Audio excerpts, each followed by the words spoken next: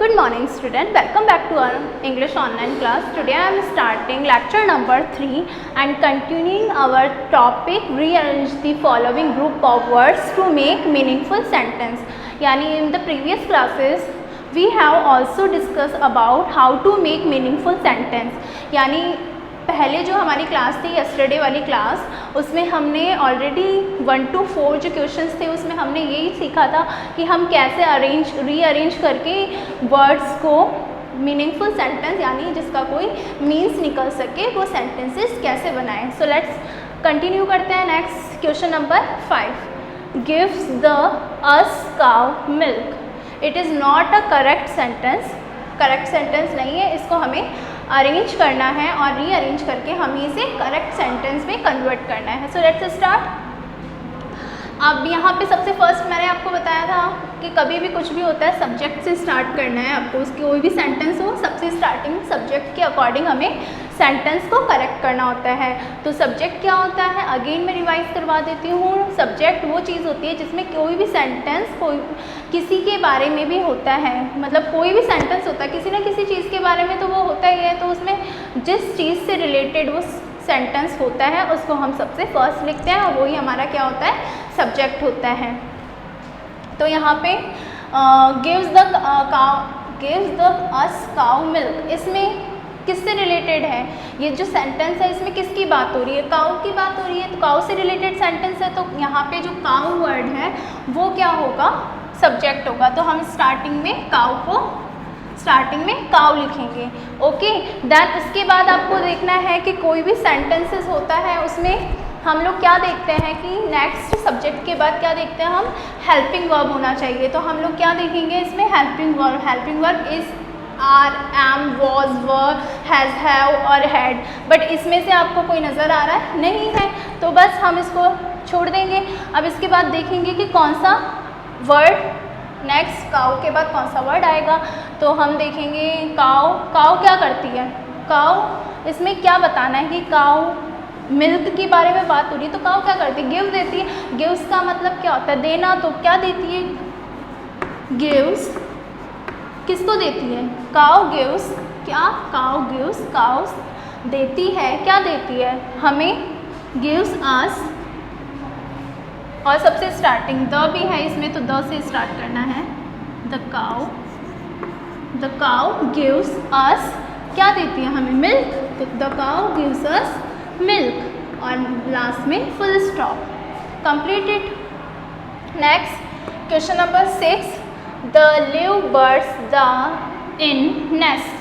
तो यहाँ पे हम स्टार्ट करेंगे कैसे इसको अरेंज करेंगे. यहाँ पे किसके बारे में बात हो रही है, यहाँ पे सेंटेंस में किसके बारे में डिस्क्राइब किया हुआ है, यहाँ पे बर्ड्स के बारे में डिस्क्राइब हो रहा है. तो सब्जेक्ट क्या हो जाएगा, सब्जेक्ट इसमें क्या होगा, बर्ड्स. हम यहाँ पे बर्ड्स के बारे में बात कर रहे हैं. ठीक है, तो यहाँ स्टार्ट करेंगे हम द बर्ड्स. अब बर्ड्स के बाद हम क्या फाइंड करते हैं, क्या देखते हैं हम, हेल्पिंग वर्ब. यहाँ पे हेल्पिंग वर्ब कोई है इस सेंटेंसेस में नहीं है. इस सेंटेंस में नहीं है तो हम इसको लीव कर देंगे, छोड़ देंगे. है ही नहीं तो क्या लिखेंगे. देन इसके बाद हमें देखना द बर्ड्स के बाद क्या कौन सा वर्ड आएगा. द बर्ड्स क्या करती है, लिव रहती है. किस में रहती है, द बर्ड्स लिव किस में रहती है, नेस्ट में. तो in the nest. Okay, next question number 7. The looking is bride pretty. तो यहाँ पे हम किसके बारे में बात हो रही है, ब्राइड के बारे में. तो ब्राइड क्या हो जाएगा, सब्जेक्ट होगी. तो यहाँ पे हम क्या लिखेंगे, द ब्राइड मीन्स दुल्हन, द ब्राइड. अब इसमें देखो आप हेल्पिंग वर्ब है. अगर क्वेश्चन में हेल्पिंग वर्ब होता है तो हम हेल्पिंग वर्ब का यूज़ करते हैं सब्जेक्ट के बाद. तो द ब्राइड इज़, देन उसके बाद looking, the bride is looking pretty का मतलब ब्यूटीफुल होता है. ओके, तो जो द ब्राइड है, जो दुल्हन है, जो ब्राइड है, इज़ लुकिंग कैसी लग रही है, प्रिटी लग रही है यानी सुंदर लग रही है. और लास्ट में हमें सेंटेंस के एंड में फुल स्टॉप का यूज़ करना है. First letter always capital and end with full stop. ठीक है.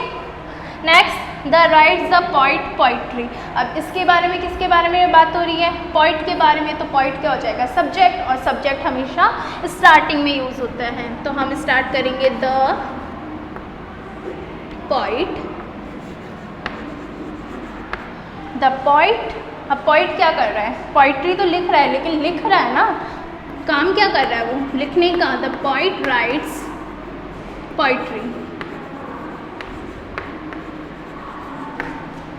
यहाँ पे डबल द है तो यहाँ पे लगाएंगे the poet rights the poetry, यहाँ पे द का यूज़ होगा। ओके, सो अब एक चीज़ अगेन मैं रिपीट कर देती हूँ, सब्जेक्ट हमेशा क्या होता है? सब्जेक्ट का मतलब होता है कोई भी सेंटेंस होता है वो किसके बारे में है, उसमें किसके बारे में बात हो रही है, वो हमेशा स्टार्टिंग में आएगा और वो ही हमारा सब्जेक्ट होता है, तो हम उसको सबसे पहले लिखते हैं। इसके बाद अगर क्वेश्चन में हेल्पिंग वर्ब का यूज़ होता है तो हम हेल्पिंग वर्ब के अकॉर्डिंग उसको यूज़ करते हैं। सब्जेक्ट के बाद क्या आ जाती है?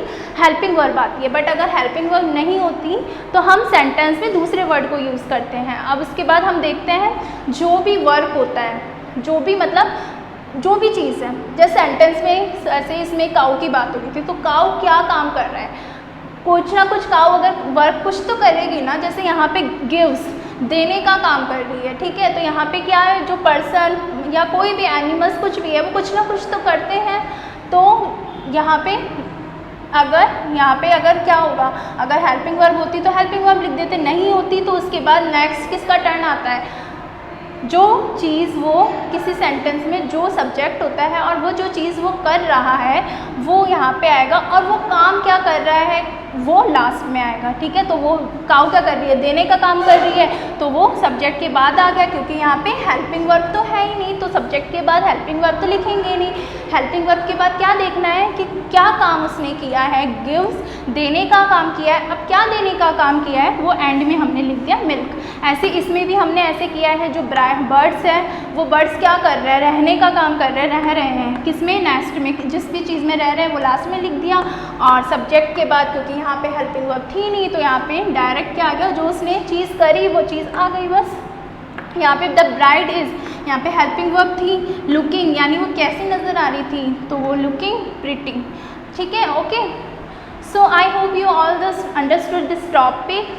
Practice these question and also do in your fair copy. Thank you.